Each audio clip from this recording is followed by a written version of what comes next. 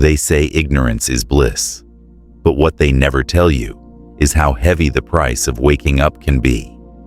Imagine everything you thought was true, every late-night conversation, every whispered promise, every silent sacrifice you made in the name of love was part of a carefully crafted illusion, not by chance, not by error, but by design.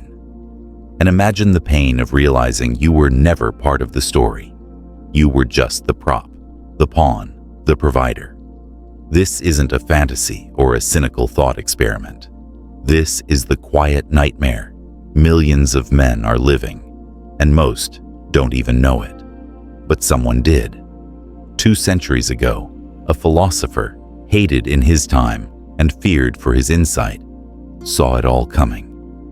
Arthur Schopenhauer wasn't warning us about love. He was screaming into the void about a trap that looked like salvation. Picture a man named Daniel. In his 20s, he's driven by hope. Every movie, every song, every smiling couple holding hands reinforces the same script. Find her, impress her, love her, and your life will finally matter. He works hard, learns to listen, becomes soft when asked to, strong when needed. He pays for dinners, plans surprises, remembers anniversaries. Every bit of his spirit is handed over in small, well-wrapped pieces. But by 35, the story falls apart. His wife leaves, not because he failed, but because she grew. He's left in a small apartment, half his income gone, barely sees his kids, and wonders if any of it was ever real. Sound like a rare tragedy? It isn't. It's almost a rite of passage now. And Schopenhauer, long before Tinder and TikTok, wrote down the blueprints of this disaster. Love, he said, was never about happiness. It's biology wearing a beautiful mask. The passion, the obsession, the poetic vows, all clever tricks by nature to ensure reproduction. Once the mission is done, the mask slips. What we call heartbreak, he called inevitability, and the system that fuels it has only grown more cunning. When Schopenhauer warned that women gaining power would reshape love into a marketplace, people scoffed. But history, it seems, was listening. He wasn't speaking hatred, he was diagnosing imbalance. In his time, a man could lose everything through divorce and be branded forever, while the woman faced no consequence. It was the beginning of a pattern we now live with.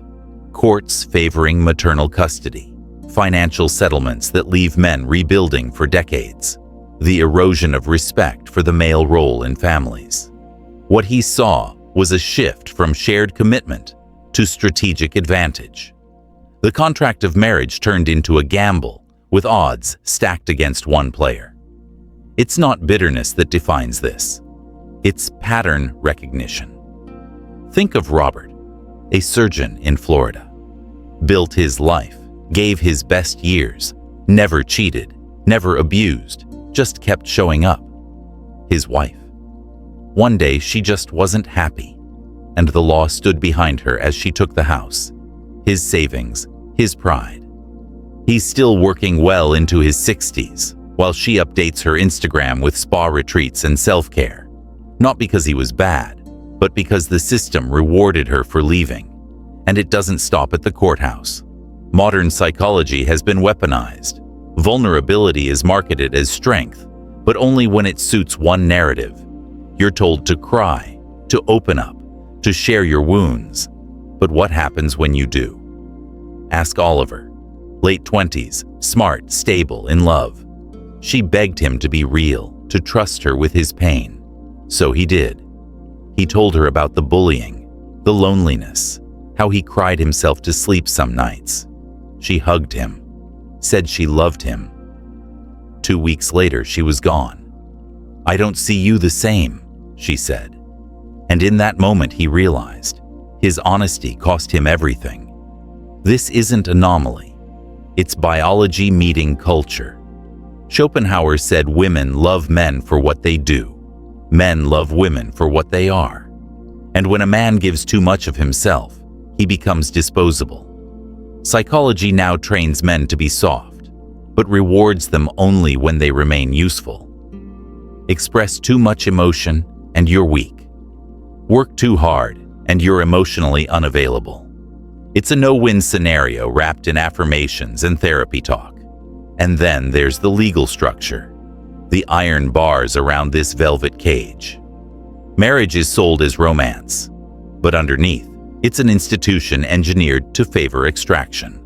No-fault divorce laws, custody norms, alimony formulas, every piece tilted to protect one side. Schopenhauer saw this and called it what it was: legalized exploitation. The numbers now back him up. Women initiate most divorces. When they earn more, they're even more likely to walk away. And when they do, they often leave with the lion's share of what both parties built. Even love, the purest of human emotions, has become transactional.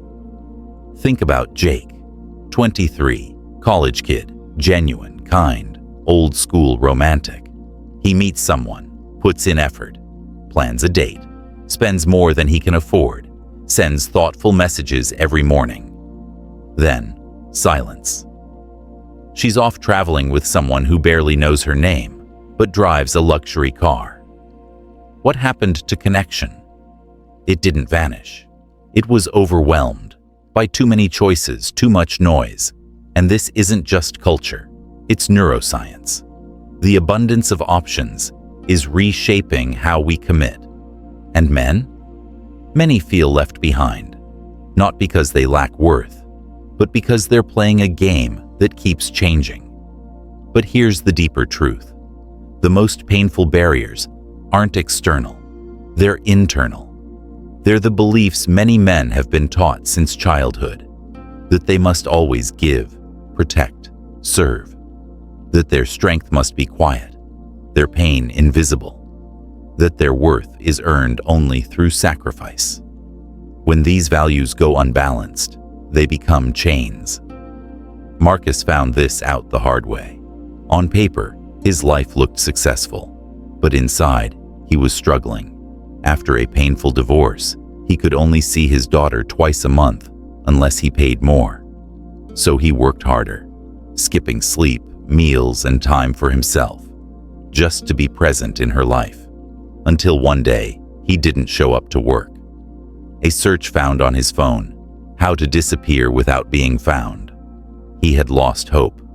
His last message read, "I wasn't enough." This wasn't just depression, it was collapse. And this collapse is happening, quietly, globally. Every 30 seconds, a man makes the decision to give up. Not because he's weak, but because he was never taught how to carry the weight he's been given, nor allowed to set it down. The real pain? It's wrapped in romantic ideals, societal expectations, and the quiet pressure to always be enough. Schopenhauer called this the will turned inward, the slow corrosion of a man blaming himself for systems he didn't build. There are 3 myths that keep this cycle going. First, that love will complete you. But love isn't a finish line. It's not something to earn or win. It's something to build. And when we confuse fleeting attraction with lasting connection, we set ourselves up for disappointment.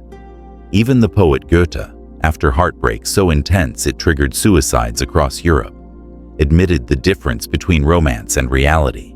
Love is ideal. Marriage is real.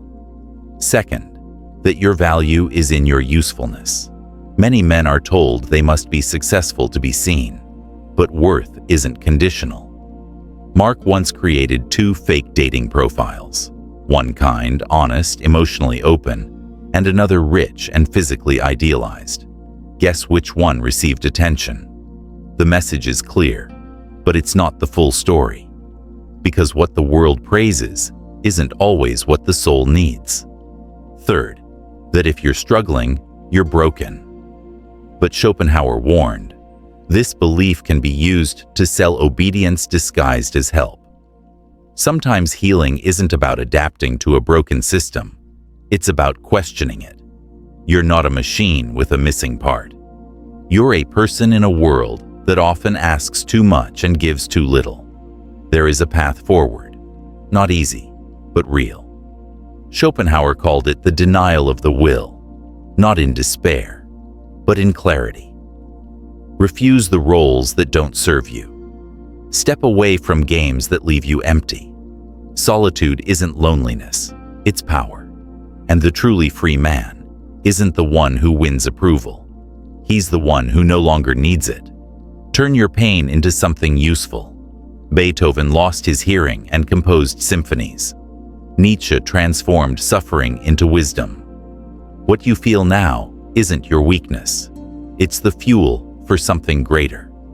And above all, give it time. Life isn't linear. What feels like loss now can become strength later.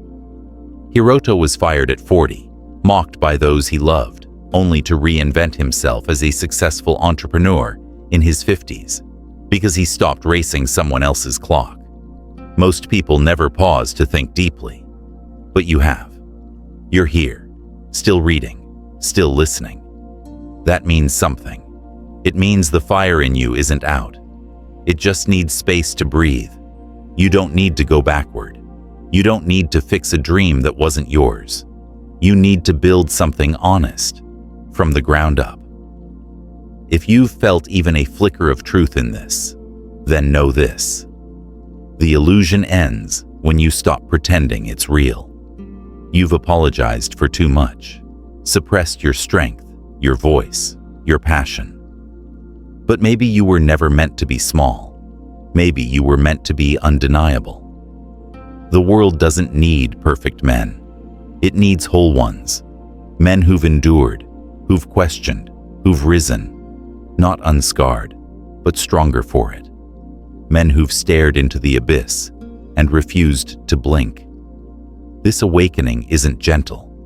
It doesn't hug you. It slaps you awake in the middle of the night and demands you choose truth or comfort. Most will roll over and go back to sleep. But you're still here. And that means something. It means you've seen behind the curtain. You know now that the system isn't malfunctioning. It's operating exactly as intended. It builds men up just enough to drain them. Then, when they're used up, it replaces them. And the cruelest part? It convinces them they deserve it. But now, the illusion has cracked, and through that fracture, the light pours in. There will be loneliness, there will be doubt, but there will also be clarity. The quiet kind, like a mountain at dawn. No more chasing approval from people who never saw your value. No more offering your soul for half-hearted affection. From here on, every step you take will be yours. Not for validation, not for a pat on the back, but for your own liberation. And in time, others will notice. Not because you seek it, but because power, real power, is magnetic. You won't need to prove anything. Your presence will speak for itself. The man who no longer fears solitude, no longer dances for crumbs, is a threat to every system built on dependence. And they'll try to pull you back in, with flattery, with guilt, with nostalgia. Don't fall for it. Your past was a classroom, but the future, that's your kingdom. So walk tall, even if your legs are shaking. Speak the truth, even if your voice trembles.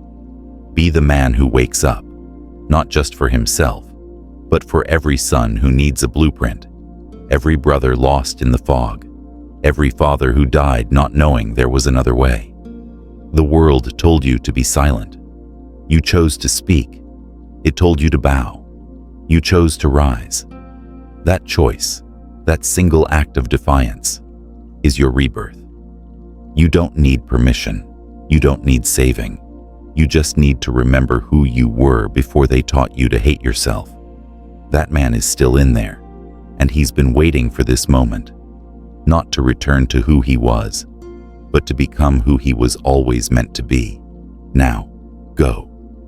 Not to chase anything, but to reclaim everything.